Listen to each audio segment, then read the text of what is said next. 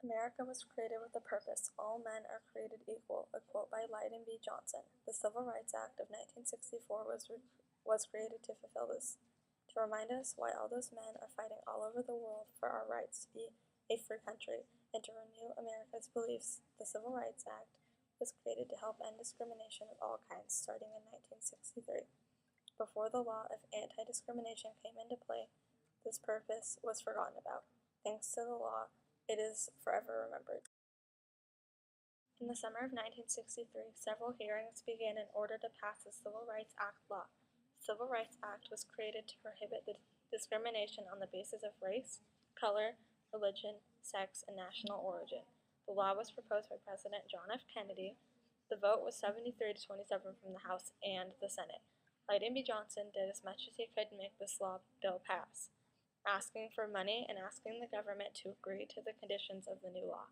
During that summer of 1953, the Birmingham Campaign began. It was created to bring attention to the unequal treatment to the blacks in Birmingham, Alabama, and to attack the city's segregation system. When the blacks and others tried to bring attention to their problems, violence was used to stop it. There were boycotts for equal treatment and many other things. It was used to pressure business leaders and others to create an equal town and country. Albert Boutwell helped change this when he fought Eugene Bull Connor for mayor and won. The Birmingham Campaign started April 2, 1963.